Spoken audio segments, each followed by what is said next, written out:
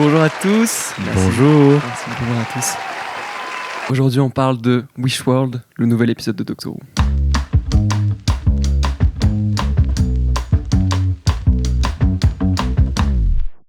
Bonjour à tous, j'espère que ça va bien.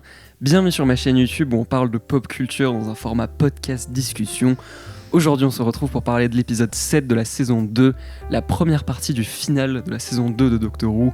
Aujourd'hui, avec un invité incroyable comme à chaque fois, comme très souvent sur la chaîne, sur la 5e fois, je sais plus. Je compte plus parce que c'est toujours un plaisir de venir parler avec toi de Doctor Who ou de Severance. Robinson, tous les deux des énormes, des giga nerds, des giga fans de Doctor Who depuis notre très jeune âge. J'ai un souvenir de toi qui est genre, on avait parlé genre en CE1 et tu m'avais donné un livre Doctor Who et t'as fait genre regarde. Je sais plus, mais j'ai un vague souvenir de ça. Oui, je sais plus vers quel âge j'ai rejoint la communauté, mais je ne peux la quitter depuis. Et ben on est là pour parler de ce final, et je me suis fait la réflexion que de tous les épisodes à faire une vidéo à deux, c'était probablement un très bon choix de faire l'épisode 7 parce qu'il était très très dense. Il se passait beaucoup de choses. J'ai eu du mal à vraiment digérer cet épisode. Peut-être dans un premier temps, vu qu'on n'a pas vraiment parlé de la saison pour l'instant, c'est marrant parce que l'année dernière on en avait quand même un peu parlé par message et tout, et là je ne sais pas quels sont tes avis sur la saison 2. Peut-être genre qu'est-ce que t'as pensé de la saison 2 pour l'instant, enfin sans parler du final, genre les 6 premiers épisodes. Ouais, en fait j'ai eu un peu peur avec le premier épisode Robot Revolution parce que je l'ai pas tellement aimé, pour être honnête. Enfin, si c'était fun, c'était sympa d'avoir un nouveau compagnon, etc. Mais je trouvais qu'il y avait les mêmes problèmes que certains épisodes de début de la saison 1, notamment avec un rythme très inégal. Enfin, tout va très vite et puis on n'a pas suffisamment le temps de s'attacher aux personnages secondaires, donc il y a peu d'impact émotionnel, je trouvais. Et oui, il y avait un côté fun, mais je me rends compte que je préfère aussi quand Doctor Who est pas toujours trop léger, que fun, tu vois. Donc je me disais mince, bon après j'ai toujours passé un bon moment dans cet épisode, mais je me disais peut-être que ce sera un peu comme certains moments un peu laborieux de la saison 1, même si j'ai beaucoup aimé la saison 1. Et après, dès le deuxième épisode, on m'a apporté un superbe démenti. Et ça a continué pour chacun des épisodes. Enfin, j'ai tout aimé. Ok, ouais. Je dirais que j'ai beaucoup aimé The Well. Ok. J'ai beaucoup aimé Lucky Day aussi. Ok. Et Interstellar Song Contest. C'était vraiment des épisodes super. Je trouve que les problèmes de rythme qu'on avait relevés pour la première saison s'émoussent un peu avec celle-ci. Je trouve que c'est un peu mieux dosé, même si la durée est toujours assez contrainte en fait. Je trouve que c'est beaucoup moins frustrant. J'aime bien cette dynamique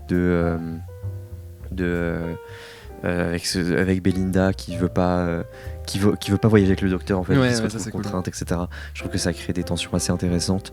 Et puis il y a eu des rappels d'éléments précédents de saisons d'avant qui étaient vraiment bienvenus, et en même temps pas non plus au point de fermer la compréhension pour les nouveaux arrivants.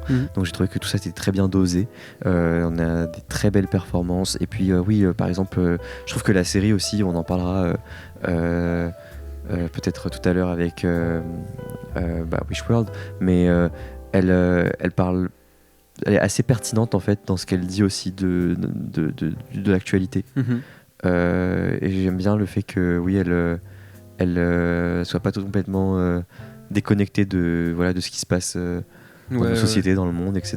Et je trouve qu'elle est encore plus que les saisons précédentes, et j'aime beaucoup quand Doctor Who aussi parle de nous comme ça.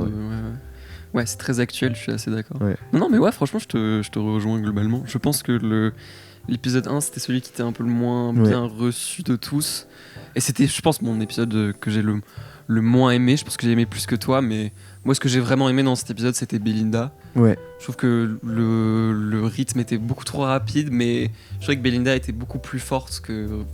en tant que personnage que Ruby au début. Ouais. Et très, très politique comme saison. Je sais pas si c'est plus que d'habitude, parce que Doctor Who a toujours été politique, mais c'est vrai que d'autant plus vraiment avec Lucky Day, avec Interstellar Contest, ce qui a d'ailleurs un peu été critiqué partiellement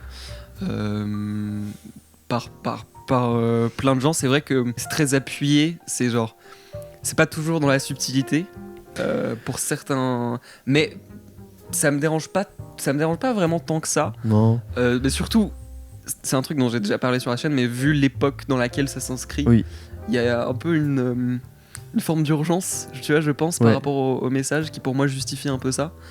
Et je pense qu'elle est plus Doctor politique. Who a toujours été politique en fait. Enfin, oui, absolument. Dans les saisons précédentes, il y avait toujours, ça a toujours été assez à propos en fait, avec ce qui se passe dans le monde. Donc, pour moi, oui, c'est pas concevable de faire totalement une série autotélique déconnectée de ce qui se passe. Et je trouve que justement, d'utiliser aussi la science-fiction pour parler de. Ouais. Voilà, non, je trouve que en plus Russell T Davies, c'est quand même quelqu'un qui est engagé. Oui. Et donc je trouve que la série est vraiment chouette. Et en même temps, tu vois, ça désigne pas non plus explicitement ce que ça porte comme propos. Donc en fait, chacun est libre d'y projeter un peu ce qu'il est capable de voir ou pas. Donc, j'aime bien. Puis ça reste toujours très divertissant et très drôle, et très prenant et très poignant. Voilà. Ouais, carrément. On peut rentrer dans cette immense finale. Je te rejoins globalement. J'ai mes petites réserves et j'ai l'impression que tout va un peu être déterminé par rapport à l'épisode de la semaine prochaine. Et c'est un peu le ressenti que j'ai eu par rapport à cet épisode. En regardant cet épisode, cette vidéo contiendra des spoilers, cela va de soi, mais vaut mieux le dire parce qu'en vrai il y a quand même beaucoup de choses à spoiler, comme toutes les semaines. J'ai l'impression qu'il y a des gros spoilers dans chaque épisode de cette saison. Cet épisode, j'en suis sorti très désorienté. J'ai passé vraiment la première partie à juste essayer de comprendre ce qui se passait et à comprendre ce que l'épisode essayait de dire aussi par rapport à son message. Donc encore une fois un épisode qui va, je pense, mériter un deuxième visionnage. Mais je crois que j'ai beaucoup aimé. J'ai trouvé ça très fou, assez expérimental. Je pense un des épisodes les plus bizarres de Doctor Who. Je sais pas si t'es d'accord, mais est-ce que t'as vu la série WandaVision ? Non, mais je sais qu'on en parlait beaucoup. C'est très je sais pas si c'est inspiré ou pas, mais dans tous les cas il y a un truc très similaire. Sitcom, tout va bien, et en même temps il y a un truc très sombre qui plane dans l'épisode. On va rentrer en détail. Moi globalement j'ai beaucoup aimé, mais j'ai un peu des inquiétudes par rapport à l'épisode 8. Mais je pense que cet épisode est bien meilleur que l'épisode 7 de l'année dernière, parce que même si ça reste un peu un épisode de setup et de tension, notamment dans le 3e acte où c'est un peu juste une énorme montée, je trouve que en vrai, il se passe quand même des trucs dans cet épisode, et c'est pas juste rien qui se passe pendant 40 minutes et à la fin t'as le reveal et c'est genre le gros twist. Genre, il y a quand même plein de concepts, plein de choses qui sont dites et tout ce qui se passe avec Conrad et tout. Mais je sais pas, quel a été ton premier ressenti ? Moi j'ai beaucoup aimé. Ouais. Vraiment. C'était fou. Ouais, vraiment. Enfin, tous les épisodes de cette saison étaient vraiment géniaux. Et celui-ci, c'est vraiment Doctor Who dans toute sa splendeur qui revient, tu vois. Ouais.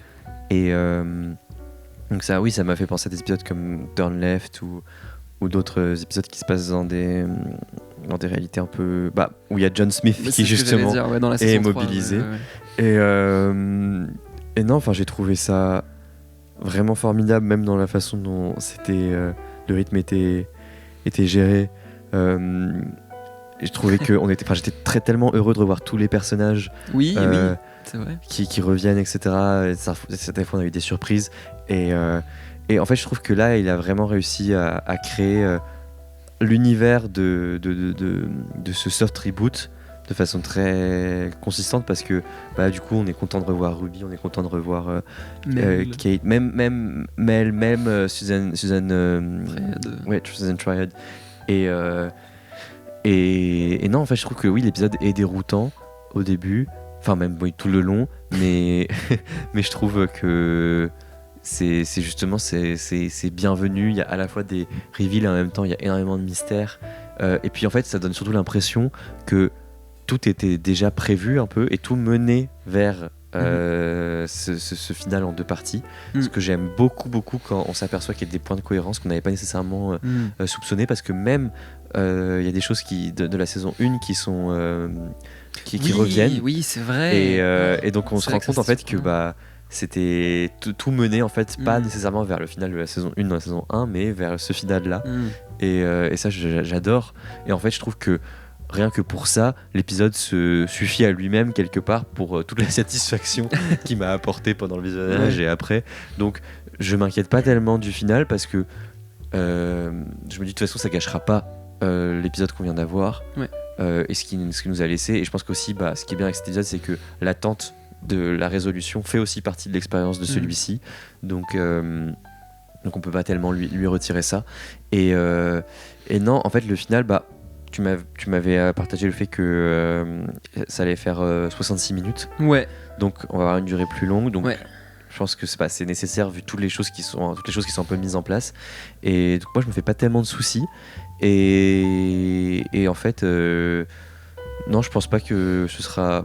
Je sais pas. Enfin, je me projette pas tellement. Enfin, je suis vraiment prêt à être emporté, surpris, dérouté. Voilà. Ouais.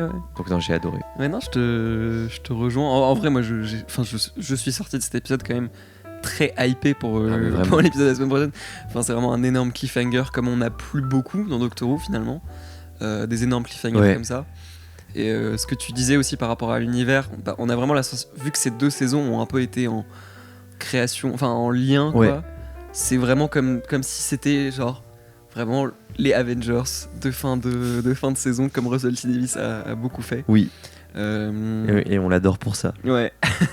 Ouais, du coup j'ai hâte, il y a plein de petits détails dont on va parler. Peut-être on parle de l'épisode 8 un peu plus tard. Mais déjà on a la Rani qui a donc été révélée dans... Enfin les Rani du coup qui ont été révélées dans l'épisode 6, qui était vraiment... Je sais pas à quel point t'as suivi les théories. J'ai regardé ça de loin. C'était la théorie principale. C'était la théorie principale. Mais en fait dès qu'il y a une meuf mystérieuse dans Doctor Who, les gens sont c'est la Rani, ouais. C'est parce que...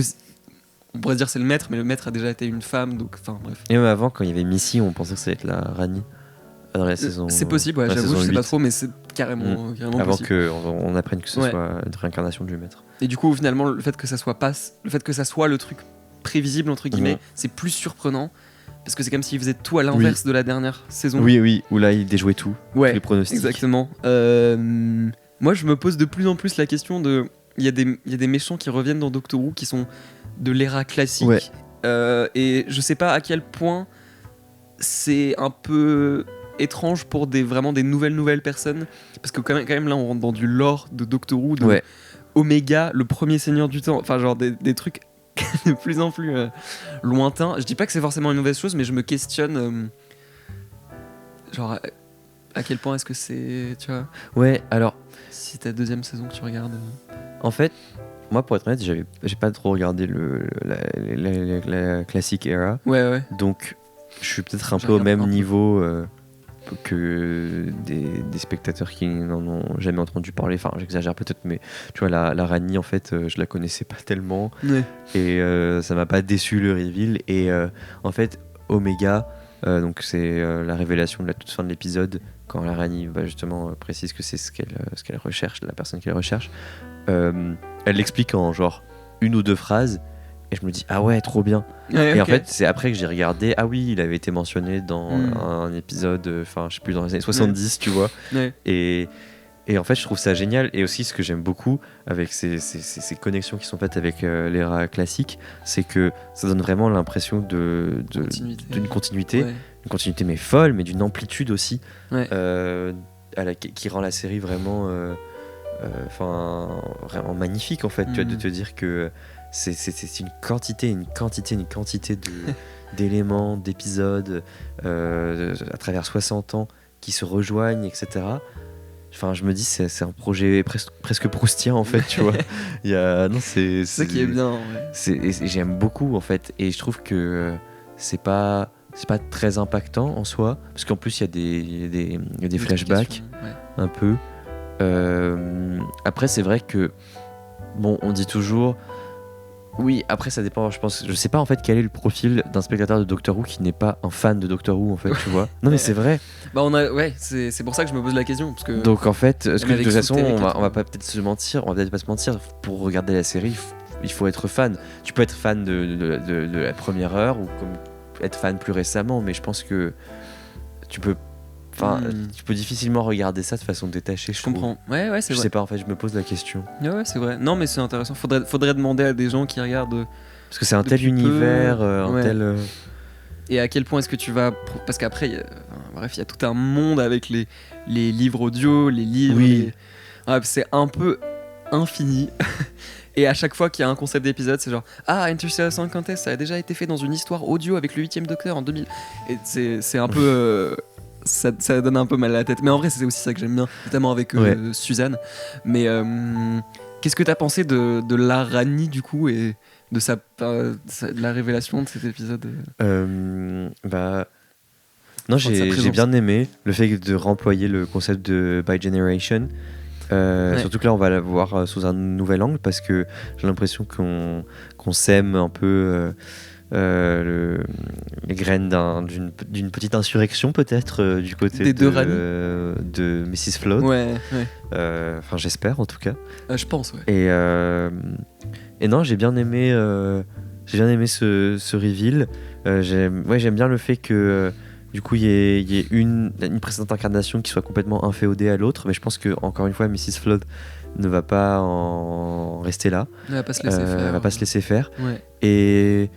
Et c'est vrai que peut-être que, enfin, je trouve que Mrs. Flood c'est autant Mrs. Flood que la Rani, tu vois, genre elle a vraiment une autre personnalité. J'ai l'impression que c'est un peu genre une autre personne peut-être que l'autre qui est vraiment full Rani, mais je trouve que c'est, en fait, je trouve ça chouette d'avoir amené un seigneur, enfin une seigneur du temps.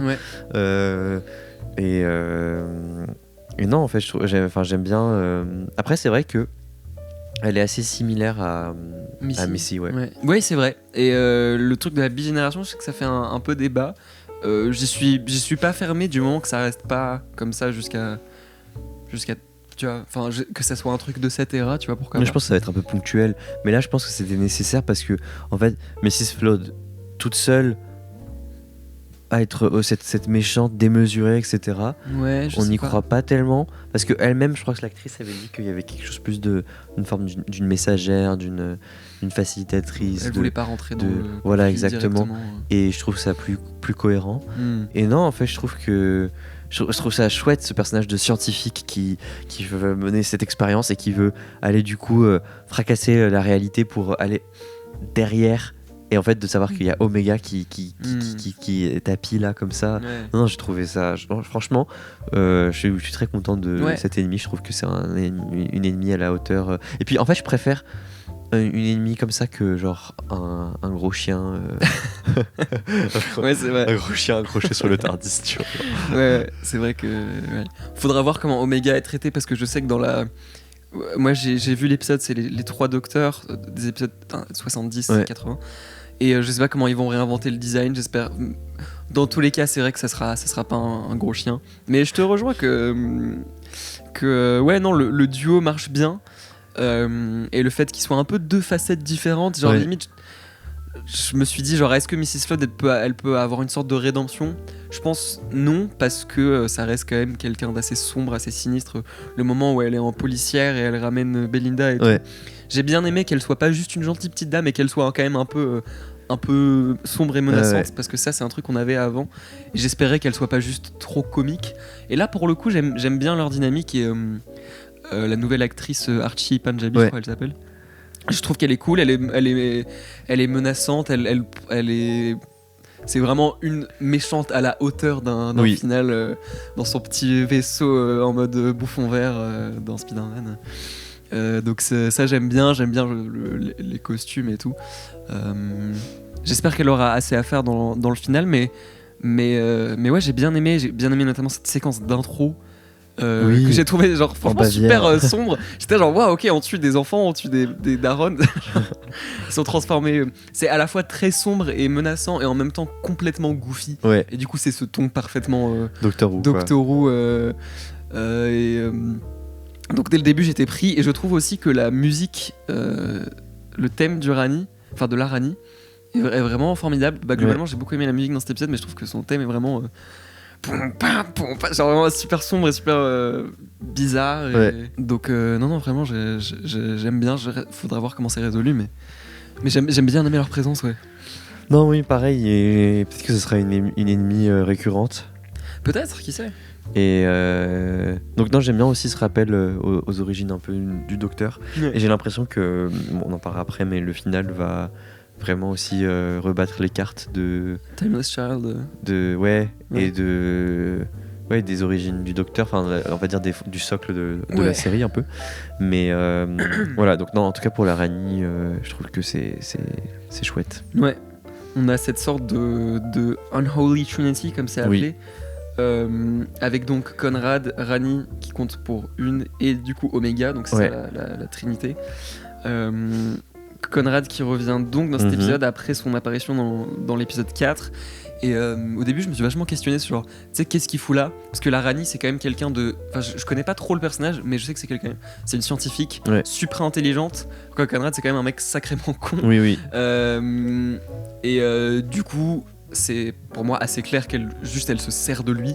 Je pense dans l'épisode suivant elle va se débarrasser de lui. Ah mais c'est sûr, et en même temps il est tout aussi, enfin il est pas tout aussi, enfin c'est le fait que sa connerie soit utile et en fait, et quelque part qu'il puisse l'amener aussi loin, et puis réunir les gens et tout, et voilà, qui le rend aussi terrifiant et très à propos sur l'époque dans laquelle on vit. Donc ça j'ai bien aimé. Et puis non, même tout ce Wishworld qui en fait à l'image de l'idéal de société qu'il voudrait imposer. Ça oui, j'ai bien aimé ce côté assez dystopique de la série 1984 exactement, qui nous rappelle aussi je pense ce qui se trame peut-être dans l'esprit de certaines personnes de nos jours. Ouais carrément. Et ça j'ai bien aimé. Au début j'ai compris que genre le docteur le docteur et le Belinda, c'est ça que j'allais dire. Le docteur et Belinda étaient piégés dans ce sorte de monde sitcom-esque, avec plein de misogynie. Très vite on comprend. Et ça j'ai bien aimé. C'était très gigantesque, très sombre, et même tout le truc avec toutes les personnes handicapées auxquelles ils pensent même pas. Et du coup c'est tellement à propos, c'est tellement vrai que ce genre de mec ne les prendrait même pas en considération, ne passerait pas du tout à leur place. T'as toutes ces scènes avec Belinda et sa famille, et sa grand-mère, sa mère et sa tante. Et sa tante, c'est ça. Et genre le rôle des femmes et tout, et enfin bref. Et l'homophobie aussi. L'homophobie, oui absolument, quand le docteur complimente. Puis en plus c'est un des docteurs les plus ouvertement queer qu'on ait eu dans l'ERA, donc c'est tout à fait à propos de parler de ça. Et je trouve que ça développe ce qui avait été un peu établi dans Lucky Day, ce qui était presque sous-entendu dans Lucky Day sans être exploré davantage, parce qu'on comprend que c'est un complotiste, et que comme beaucoup de complotistes et de grifters d'extrême droite, comme on a beaucoup aujourd'hui, et que là on développe davantage ce personnage, et du coup je trouve que ça se suit bien, parce que finalement tu comprends que c'est un connard dans Lucky Day, mais là je trouve qu'on développe plus et c'est mieux abordé, je trouve. Oui, ça va de pair en général, le complotisme et idée assez rance. Voilà. Mais non, je trouve que j'ai bien aimé ce côté assez dystopique de l'épisode.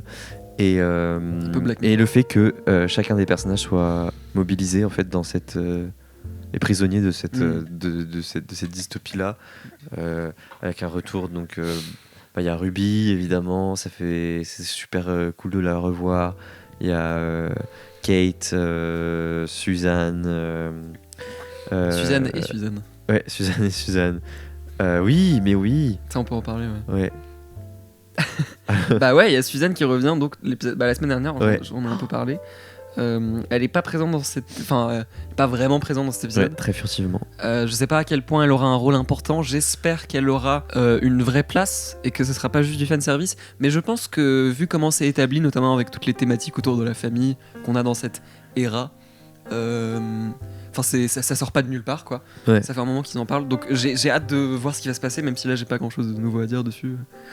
Bah, non, c'est vrai que j'étais heureux qu'il la ramène finalement, parce que c'était un des éléments qui était très mentionné dans la saison 1 et une attente qui était un peu déjouée. Ouais. Et au final, en fait, c'est ça que je trouve assez brillant avec Russell T Davies, c'est que pendant toutes les saisons 1, il nous fait miroiter ça et finalement il le désamorce complètement. Donc on se dit en fait il va pas le faire. Et finalement, en fait, au moment où on s'attend le moins, parce que vraiment, il n'y avait aucun signe précurseur là, dans cette saison qu'elle allait revenir, elle revient, et donc en fait, tout ce build-up n'avait pas été du tout vain. Oui. Et c'est ça que j'ai beaucoup apprécié. Et oui, je pense qu'assurément, elle va avoir un rôle assez important dans l'épisode. Ouais. D'autant qu'en fait, c'est super cool qu'ils aient ramené l'actrice c'est cool. d'origine. Et Caroline Ford. Voilà, et en fait, qu'est-ce qui va se passer ? J'en ai aucune idée. Qu'est-ce qui va se passer ? J'en ai aucune idée. Ça va sans doute avoir un rapport avec Poppy. Ouais, Poppy. c'est vrai. Alors ça, si on m'avait dit que Space Babies aurait eu une importance. Ouais. Cet ordre. En vrai, ça me dérange pas dans l'épisode, d'autant plus que là. Non, mais ça me dérange pas du tout, mais je trouve ça super en fait. C'est c'est très surprenant aussi. D'autant là que c'est juste un vrai bébé. Enfin, c'est un toddler. C'est genre elle a 2 ans. Un bambin. C'est ça le mot ? Dans les Simpsons, ça baisse. Ah, ok. Et du coup, c'est très surprenant. Après, moi, j'aimerais bien un peu oublier cet épisode, mais oui. Bref, ça c'est un autre sujet. Mais ça se trouve, en fait, il est hyper important. Faudrait le revoir. Se trouve, en re-regardant Space Babies, on va se rendre compte que c'est un chef-d'œuvre parce qu'il y a plein de trucs. Ouais, parce qu'il y a plein de trucs qui étaient déjà là, en fait. Moi, je trouve que Space Babies, c'est le Love and Monsters de. Je sais pas si t'as cette ref, tu vois cet épisode ou pas ? C'est lequel ? Love and Monsters, c'est genre l'épisode que. C'est la saison 2, non ? Dans la saison 2. Avec le monstre hyper moche là. Où genre à la fin ils sont là genre je suis sur les fesses de l'alien. Oui, je vois exactement. C'est un peu l'épisode de ZDR, je trouve.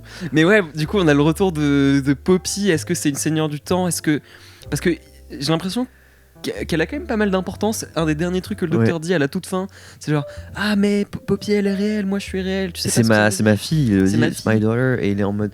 Et en fait il se souvient de tout.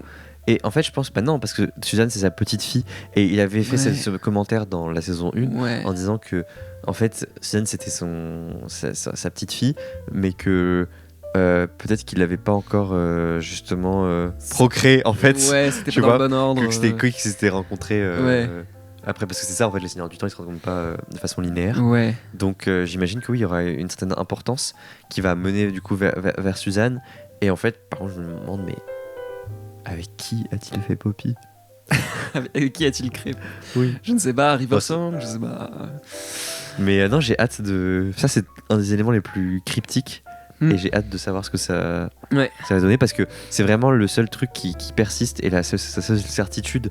Il le dit vraiment, oui, c'est ma fille, donc je pense que ça va avoir un rôle déterminant.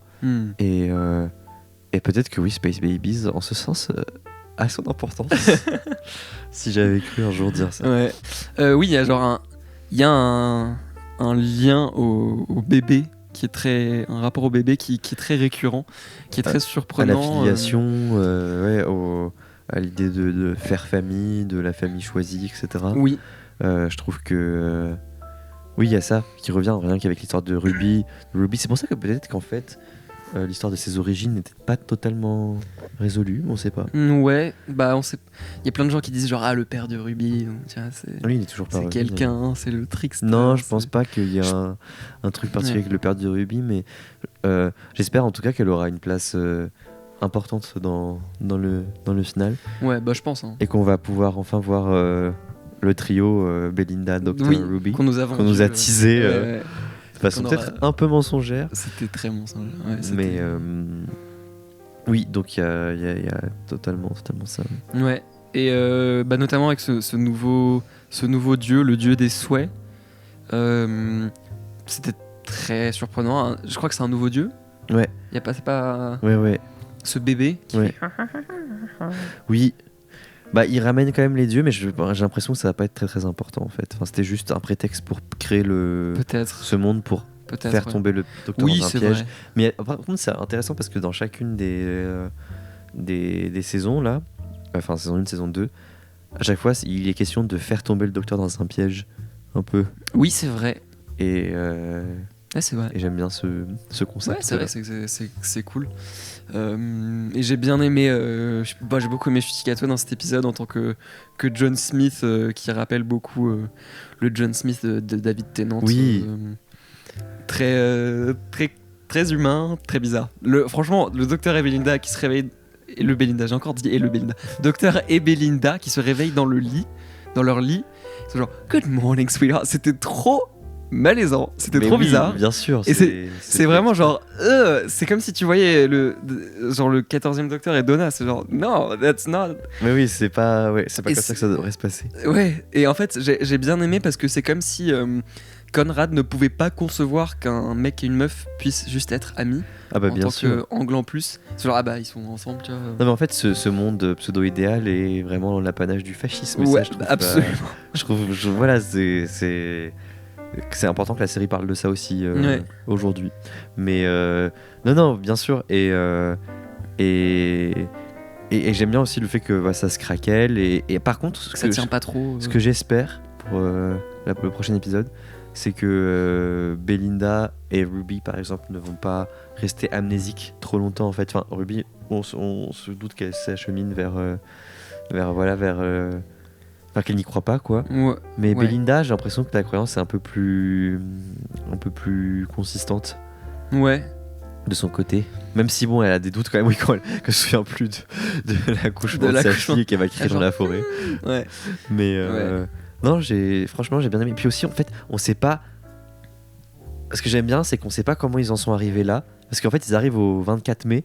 Et les portes du Tardis explosent. Ouais. Et en fait, qu'est-ce qui les a menés après dans ce lit voilà, dans cette expérience-là. Ouais. Non, donc c'était un élément assez perturbant et à la fois, j'aime beaucoup quand Doctor Who emprunte ces voix un peu désarçonnantes comme ça. Bah, alors, il faut qu'on parle de... Enfin... La surprise qui oui plus ravi. Tu sais, j'ai pensé à toi direct. J'étais là genre Robinson doit être over the moon. Robinson mais j'étais très surprenant. Très je ne m'y attendais pas du tout. Moi non plus. On parle évidemment de Rogue qui revient dans cet épisode à la télé, donc je pense qu'il sera très probablement dans l'épisode 8. Mais en fait ça m'a j'étais ému. Même si ça dure 1 minute, parce que je pensais qu'on allait jamais revoir ce personnage. Et le fait qu'ils aient réussi à le ramener, justement, ça, je pense que c'est pas 20. Enfin, j'espère que ça. Enfin, c'était juste pas pour le ramener. Je pense qu'il y a quelque chose de. C'est pour ça aussi que c'est vraiment cet épisode donnait vraiment l'impression que ces 2 dernières saisons, on a vraiment on a vraiment échafaudé un univers, etc. Avec des personnages qui vont revenir de fait. Et non, j'ai trouvé ça super bien amené en plus parce que c'est finalement par l'homosexualité du docteur qu'il revient à lui-même en fait, et c'est ça qui va venir faire vraiment casser le monde de Conrad en fait, parce que tu sais il y a déjà ce commentaire que qui fait au cornell. Oui, voilà exactement. Et donc ça j'ai trouvé ça hyper fort, hyper bien. Et non, ça donne de l'espoir pour la suite, même s'il a l'air d'être en mauvaise compagnie, mauvaise position. Mais après, je pense qu'il y a peut-être un rapport avec ce qui se passe là dans ce final, parce que il est question d'une dimension qui est en train de s'effondrer du côté de là où Rogue est, et chez le docteur aussi. Donc peut-être qu'il va y avoir une façon, tout ça va converger. De façon fluide et puis qui l'a chargé de lui porter ce message, etc. Non, j'ai adoré, c'était super. Enfin vraiment, vous auriez dû voir ma réaction quand je l'ai vu. J'ai tellement pensé à toi, j'étais alors Vincent va être trop content. Ah mais vraiment, mais là j'étais content de le revoir aussi. J'étais ravi. Enfin, merci en fait. Merci. Faites un spin-off. Franchement, faites un spin-off sur Jonathan Groff. Oui. Ça pourrait être cool. S'il vous plaît. Ouais. Non, j'aime bien et j'ai revu. J'ai revu la saison 1 avant de regarder la saison 2 et Rogue, c'est un épisode qui a vraiment bien vieilli, que j'ai plus aimé la deuxième fois.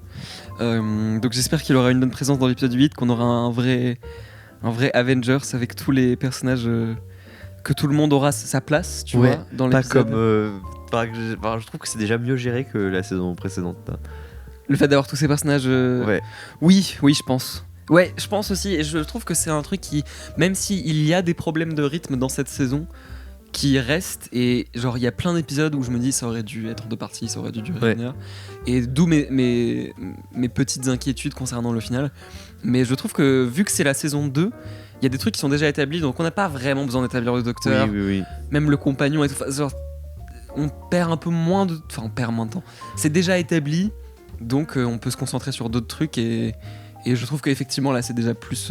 c'est mieux développé avec tous ces personnages secondaires récurrents. Ouais. Par contre, oui, ce qui me peut être un peu inquiétant, entre guillemets, c'est qu'il y a tellement une profusion d'éléments, parce qu'il y a Suzanne à régler, il y a donc Ruby qui doit avoir une importance quand même, j'imagine. Donc aussi il faut qu'il y ait Belinda, parce que c'est le compagnon du docteur pour cette saison, le docteur, Poppy, Rogue, tout ça. Omega, les deux Rani, dans un épisode. Le retour potentiel de Gallifrey. Oui, ça va être chargé, hein. Mais d'où mes inquiétudes. Oui, mais ça dure 66 minutes. Ouais, oui. Donc, j'ai confiance. Non, mais en vrai, moi, je dirais pas que je suis pessimiste, mais je suis... J'ai un peu peur parce que je trouve que c'est vraiment beaucoup.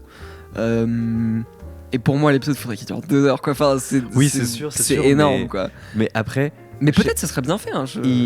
Journey's End, il durait combien de temps ? Je pense qu'il durait 50 minutes. Et je te dis tout de suite. Hyper bien géré, je trouve, en termes de... Parce que là, il y avait genre 13 personnages dans le TARDIS. Oui, c'est vrai. Et c'était super bien géré, je trouvais. Mais c'était quand même... En 3 parties, oui. C'était quand même que des personnages qui avaient été établis à plein d'autres moments aussi. Oui, mais Journey's là, End. ils sont quand même établis, tu vois, je me dis. Enfin, bon, après, Suzanne, c'est vrai qu'il faut qu'elle revienne quand même. Ouais. Et puis... Journey's End, il dure où est-elle, tu vois, et d'où parle-t-elle ? Après, pour Jonathan Groff, je sais pas si t'as vu le Unleashed. Ouais. Mais en fait, ils ont tourné ce caméo, j'ai l'impression, directement après Rogue. Ah, ok. Et en fait, ils l'ont... En fait, il était déjà tourné quand ils faisaient le reading pour l'épisode, la lecture pour l'épisode. Ouais. Donc je me dis peut-être en fait qu'il va pas revenir. Je sais pas, ça serait quand même un peu bizarre de me teaser avec ça et qu'il revienne pas, ou qu'au moins on le voit. Mais dès qu'il va revenir genre plus tard, mais pas pour ouais, je sais pas. le prochain épisode, je sais pas. Ouais, faudra voir. Mais en vrai, c'est un petit reproche à cet épisode. J'ai trouvé qu'il y avait quelques moments visuellement où c'était un peu bizarre. J'ai trouvé que... ça m'a pas sorti de l'épisode, mais j'ai trouvé qu'il y avait quelques plans de fond vert et quelques plans de CGI un peu... Ouais. Genre, la Rani, quand elle est sur son truc de bouffon vert, t'as des plans où mais je trouve que les effets spéciaux dans cette era sont géniaux. Même toute la séquence à la fin, quand il tombe dans le truc violet, quand tout s'effondre. Mais même le plan de Rogue, genre ça Ruby qui va se prendre un immeuble. ouais, c'est ça. Et le docteur qui tombe et tout. En vrai, ça c'est très convaincant. Mais genre même le caméo de Rogue, je trouve que ça faisait très très fond vert quand même. Ça m'a fait penser, tu sais ça, à quel caméo ça m'a fait penser ? À quel caméo ? À Clara qui revient dans Twice Upon a Time. Ah oui, c'est vrai. Genre ça se voyait qu'elle Ouais. était pas dans la même pièce Ouais. que dans le même studio que les autres personnages, quoi. J'avais la baguette ouverte. Ouais, c'est vrai. Et non, enfin je trouve que toute la tension est hyper bien jaugée, quoi. Non mais vraiment, c'était un superbe épisode. Ouais, non, j'ai passé un très bon moment devant cet épisode. Comme j'ai dit, j'ai trouvé que c'était un des épisodes probablement les plus étranges et expérimentaux de Doctor Who, mais qui marchait bien. Et ce que j'aime beaucoup avec cette saison, c'est qu'en fait on a énormément de surprises et il y a relativement peu de choses qui ont fuité, en fait, j'ai l'impression. Ouais. Enfin, fuité. Moi, je regarde pas après trop les spoilers. J'essaie de m'en éloigner, mais je trouve que même dans la promotion, etc., je trouve qu'il y a plus de surprises. Ah, mais absolument. Que avant. Ouais. Voilà. Bah, apparemment, il y a pas mal de trucs qui ont leak. Moi, effectivement, je ne regarde pas les leaks. Il y avait des trucs, genre, je savais que l'épisode 3 c'était une suite à Midnight. Enfin, Moi, je savais pas. Mais même, genre, quand tu regardes, même j'ai regardé le trailer et tous les top commentaires, c'était genre Midnight. Donc l'idée était un peu dans ma tête. Mais sinon, le truc des fans dans l'épisode 2, cet épisode, ouais, pareil, j'ai trouvé qu'il y avait plus de surprises. Puis le retour de Suzanne, le retour de Rogue. Oui, c'est vrai. Mais j'ai vraiment la sensation avec cet épisode qu'on ne savait rien dessus avant de le voir. Oui, genre, oui, c'est complètement. On n'avait aucun moyen de savoir que ça allait se passer dans une dystopie. Ouais, c'était. Moi, j'imaginais que cet épisode, ça allait être juste pas normal de nos jours. Ça allait suivre la journée du 23 mai avant que ça parte en cacahuète. Ouais, alors que c'est très désorientant. Et du coup, j'ai vraiment cette sensation qui est très agréable de complètement découvrir l'histoire. Et genre, même la semaine prochaine, je n'ai aucune idée de comment l'épisode va se structurer, de genre. Enfin, genre, on a très peu d'images. Enfin, vraiment, on ne sait rien dessus. Et je trouve que c'est très. Et c'est super. Très cool. Ouais. Et même avec tous les épisodes de cette saison, j'ai eu plus l'impression de full découverte. On sait très peu de choses sur les épisodes, on les découvre comme ça. Alors que la saison dernière, on en savait un peu plus sur pas mal d'épisodes. Même s'il y avait des surprises. Donc, ouais, c'est cool. C'était un épisode très dense, mais quand même plutôt bien rythmé. Avec plein de. Enfin, bref, on n'a pas parlé de tout, mais même il y avait plein de petits détails, genre par exemple le fait que Mel ait beaucoup d'assiettes et de tasses cassées. Oui. Tu vois, des petits détails, genre elle doute particulièrement et du coup ça correspond bien au personnage. Plein de petits détails comme ça. Enfin, tout le truc des tables et tout, ça j'ai bien aimé. Donc globalement, moi j'ai passé un très bon moment devant cet épisode. J'étais très désorienté, surpris. Pris dedans, j'ai trouvé que c'était quand même la fin était quand même un peu genre il y a eu ce truc un peu beaucoup d'exposition, beaucoup juste de tension et du coup pour moi cet épisode va vraiment dépendre de l'épisode 8 parce que c'est vraiment que une partie de l'histoire. Oui, c'est sûr, mais ça retire pas le plaisir qu'on a eu et qu'on aura pendant une semaine. Oui, absolument, et je trouve que l'attente est cool. Mais ouais, j'ai des petites inquiétudes par rapport au final, mais j'ai quand même beaucoup aimé cet épisode. Je vais mettre ma note pour l'épisode juste ici au-dessus de ma tête. Et la tienne juste ici. Et je mettrai mon classement des épisodes juste après. Je sais pas trop où je le placerai. Un peu en haut, peut-être pas tout en haut, mais voilà. C'est partie de mes épisodes préférés de la nouvelle ère de Russell. C'est vrai ? Ah, ouais. Intéressant. Non, franchement, non, j'aime trop. Et du coup, cette fois, c'est quoi un peu tes théories pour la semaine prochaine ? Du coup, Next Time, The Reality War, déjà ce titre est assez intriguant. J'ai vraiment la sensation avec ces deux épisodes finaux que un peu tout peut arriver à n'importe quel moment. Il y a un vrai côté imprévisible. Il y a des gens qui disent « Ah, ce sera la régénération du 15e Docteur ». Il y a des gens qui disent ça. Je sais pas si tu veux en parler ou pas. Mais en fait, oui, parce que je pense qu'il faut qu'on en parle. Mais je te parle même pas des gens qui disent genre ah Doctor Who c'est devenu woke, mais même juste des gens, tu vois, qui sont là genre ah l'avenir de la série est pas certaine. Ouais. Je sais pas si tu veux en parler ou pas. Mais... Bah oui, non, mais je sais parce que justement, c'est pour ça que j'ai amené le sujet parce qu'il est douloureux. Mais c'est parce que c'est vrai qu'on sera fixé enfin, peut-être la semaine prochaine. Sur la saison 3. La saison 3, l'avenir de la série, etc. Et j'ai trop peur que le final soit incroyable et qu'après, genre, on ait une super mauvaise nouvelle après, tu vois. Et en fait, j'ai vraiment pas envie que Shooting et toi ils partent. Ouais. Genre, parce que je trouve que ça irait trop vite et on n'a pas encore vu suffisamment de son docteur. Et il faut qu'on nous laisse plus de temps, en fait, avec lui. Et je pense pas que ce soit. En fait, je pense que peut-être. Ce sera peut-être pas un épisode de régénération. Peut-être qu'ils vont l'introduire. Mais je pense que s'il doit y avoir une régénération, ce sera un épisode de Noël après, ou quelque chose comme ça. Mais parce que je pense que en fait, ça va trop vite. Ils peuvent pas. Oui, et puis ils peuvent pas prendre de décisions aussi importantes comme ça sans être fixés sur ce qui allait se passer, sachant que c'était tourné il y a 1 an. Donc j'imagine que depuis les impératifs des différents acteurs ont un peu changé, etc. Je sais pas, je sais pas s'il y aura ça, mais c'est vrai que ce qui est très réjouissant, c'est qu'on n'a aucune idée de où ça va mener. Ouais, absolument. J'imagine qu'à la fin, tout rentre dans l'ordre. Belinda retrouve sa famille. Peut-être Belinda meurt. Non, je pense qu'il fera jamais des trucs aussi sombres. C'est vrai. Russell T Davies. Peut-être.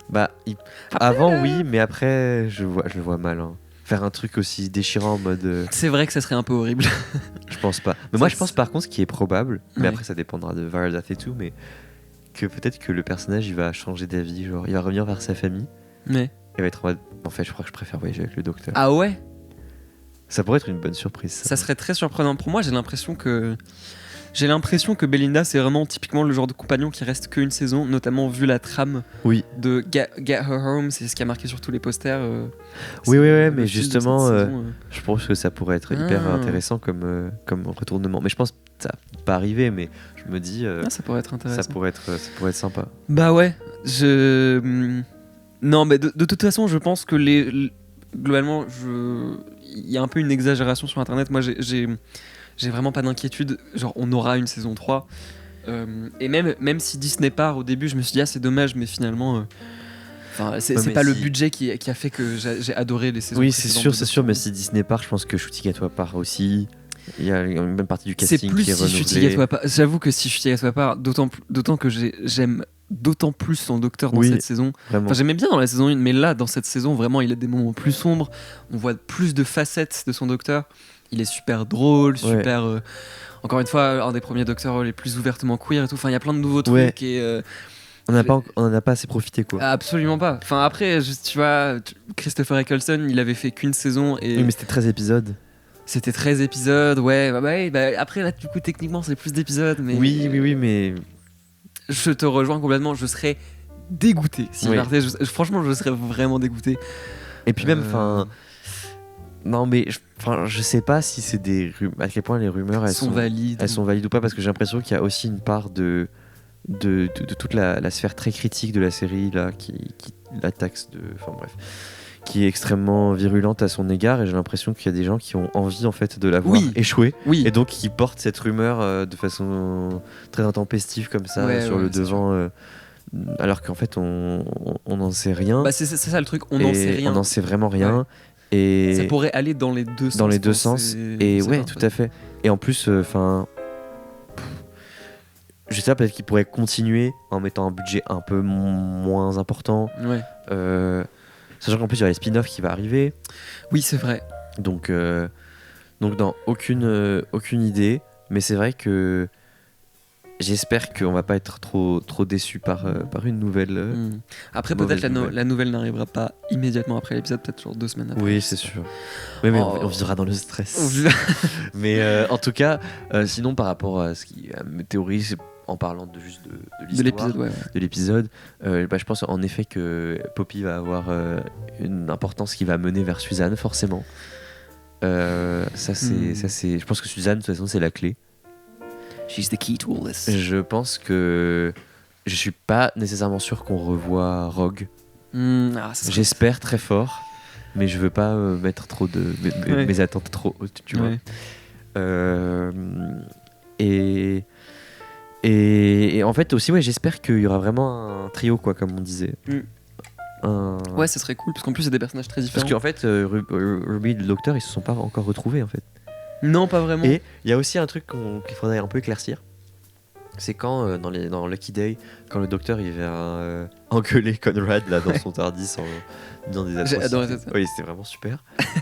Et il lui dit est-ce que vous avez vu Belinda? Ouais. Et il dit non, c'est qui? Et en fait, je pense que peut-être quand il y aura une révélation que Belinda et le Docteur ils sont pas rencontrés par hasard. Ah, qu'il a qu'il y a peut-être un truc genre elle est plus importante qu'on ne le pense. Et en fait je trouverais ça chouette qu'on découvre que Belinda soit plus importante qu'on ne le pense, après qu'on nous ait teasé pendant toute une saison que Ruby était importante et qu'au final non. Ce serait vraiment genre subvertir les attentes des spectateurs. Ça de la même manière que on avait teasé le retour de Suzanne dans toute la saison 1 et finalement elle revenait pas, puis en fait elle revient dans la saison 2. Tu vois, il pourrait y avoir des trucs comme ça. En vrai, ça pourrait être. ça serait très surprenant. Je dois admettre, je sais pas si j'aime trop cette idée, parce que j'aime bien le côté un peu réaliste des personnages. Mais on a aussi un truc on n'en a pas parlé, mais je sais pas si tu te souviens d'un commentaire que Steven Moffat avait fait en disant qu'il avait lu les scénarios de la fin de la saison 2 parce qu'il y avait Russell T Davies qui voulait son avis sur un truc qu'il avait qui en fait, je pense qui appartenait qui était une idée de Steven Moffat qui doit être peut-être remployée dans la fin. Et là, je trouve que dans l'épisode 7, il n'y a pas tellement de callback de l'ère Moffat ou des épisodes qu'il a pu écrire. Mais par contre, peut-être que l'épisode 8 va remployer quelque chose de boom, tu vois, avec la descendante de Varada Setsu, parce qu'il est quand même question de filiation, de descendance, etc. Ouais. Est-ce que peut-être que l'épisode va être remobilisé ? Est-ce que je sais pas, il y aura peut-être un personnage de Moffat qui va revenir en mode moi je veux que Anita revienne, voilà. Le retour d'Anita. Non mais voilà, en fait c'est vrai qu'il faut qu'on garde ça à l'esprit. Il y aura peut-être un petit renvoi vers c'est possible, l'ère de Moffat. Ouais. Ou un truc par rapport à Joy to the World, ouais, effectivement. On a beaucoup de questionnements, donc ce serait intéressant de voir la semaine prochaine où ça nous mène. Mais j'ai aussi l'impression que même si le final a des problèmes ou des défauts, ça va un peu moins être impactant que pour la saison 1. Parce que pour la saison 1, le final de la saison 1 était relié à tout ce qui s'était passé dans chaque épisode. Du coup, quand tu re-regardes la saison 1, et t'es là genre, ah, c'est quoi la neige ? T'es là genre, bah, c'est jamais expliqué. Alors que là, il y a du teasing, mais les épisodes sont relativement individuels. Ouais. Donc, je suis légèrement inquiet, comme j'ai dit, mais je pense qu'effectivement, ça ne gâchera pas le plaisir des autres épisodes. Mais en fait, peut-être que ce qui est bien avec cette saison, c'est qu'il y a plus de surprises et moins de teasing, et souvent, en fait, peut-être que trop de teasing nuit au final je suis absolument d'accord. À la révélation, etc. Ouais. Et là, il a pris un peu il a fait un peu le pari inverse. Ouais. Et ça fonctionne très bien. Ça fonctionne beaucoup. Donc, surprends-nous en fait, Russell. On a hâte de voir ça. Et si Disney nous regarde, renouveler la série, s'il vous plaît. Ouais, après ça, c'est une autre conversation. Mais d'autant plus qu'en vrai, Doctor Who, c'est pas une série qui coûte très cher pour Disney. Quand tu compares aux autres productions. Le budget de The Acolyte, la série Star Wars, c'est genre 180 millions. Ouais. Et j'ai plus les chiffres exacts. Je crois que c'est 80 millions, 90 millions de saison de Doctor Who. Donc, genre pour Disney, c'est pas. Oui. Mais bref, ça, c'est une autre conversation dont on pourra parler à un autre moment. Je pense qu'on a fait à peu près le tour de tout. Je sais pas s'il y a des trucs dont tu voulais aborder autrement. Mais... de toute façon, on refera une discussion. On en parle la semaine prochaine. La semaine prochaine, bien sûr. J'ai très très hâte. Merci beaucoup d'avoir regardé. Oui, merci. Mettez des commentaires. Dites-moi ce que vous avez pensé de l'épisode. Je serais très très curieux. Je réponds à tous les commentaires. Et voilà, on se retrouve la semaine prochaine pour parler de l'épisode 8. Le final, ça va être émouvant. Ça va être c'est déjà fini, quoi. C'est passé super vite. Oui, mais c'était tellement bien. Ouais. Non, c'était. J'ai très hâte. J'ai un peu peur, mais j'ai quand même hâte. Voilà. Vous pouvez retrouver tous les liens de mes réseaux sociaux et de ma chaîne principale dans la description. Et je vous dis à la semaine prochaine. À la semaine prochaine. Des bisous. Salut.